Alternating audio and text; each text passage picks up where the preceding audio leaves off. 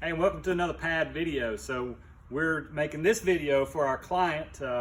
This is a 2017 GMC Acadia with, I believe, a 3.6 V6 engine. Vehicle was brought in for check engine light, stating that the coolant temperature gauge would drop to C or cold, maybe low. I want to show you a vehicle diagnostic report.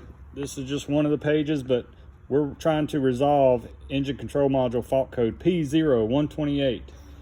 Engine coolant temperature below thermostat regulating temperature. All right, so there's our fault.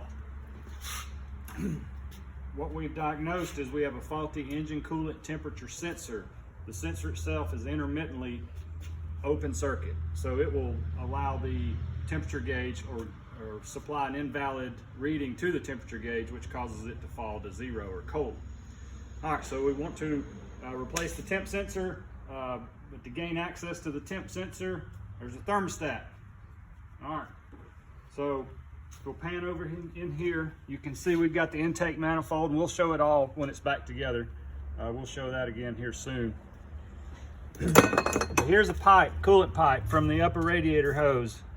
There's a new rubber seal here. It sits down in the valley of the intake. And this is where the thermostat sits, just way down in there.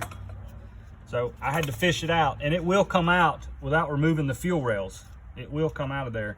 So this is the old one, old thermostat. You can see there, and it comes with a gasket, but that's the old thermostat. So right here in front of this pipe, down actually below the pipe, I don't know if we can get a video on it, but there is a coolant temp sensor on the old one.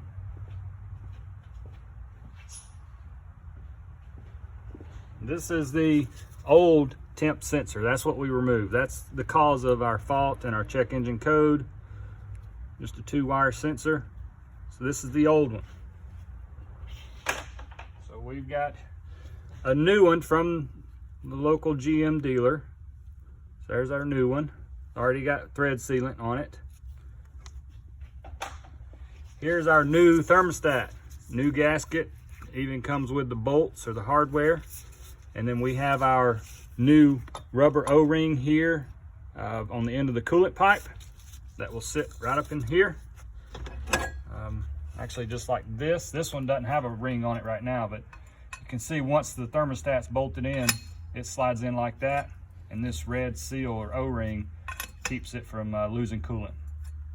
So anyway, this is the fix for our fault code. We're replacing the temp sensor as well as the thermostat. But anyway, we'll show this all back together in just a moment. All right, so now we're going to show you with the engine bay put back together. We've got our air intake hose here, the intake manifold.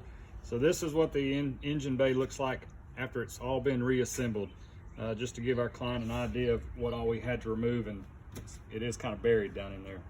A couple other things. The blue tape that we saw previously over the intake runners, my reason for replacing that blue tape there is to keep any debris, nuts, bolts, any kind of falling down into the cylinders that obviously shouldn't. So it's just to keep debris from falling down into the cylinder head. That was the purpose of the tape, just a little safety measure that I like to use. For the do-it-yourselfers, all right, so you may be watching this video wanting to put this pipe in yourself. Once it's installed, this is the way it's laying in there. That bolt must come out. You have to remove that bolt to be able to slide this tube out far enough to lift the thermostat up.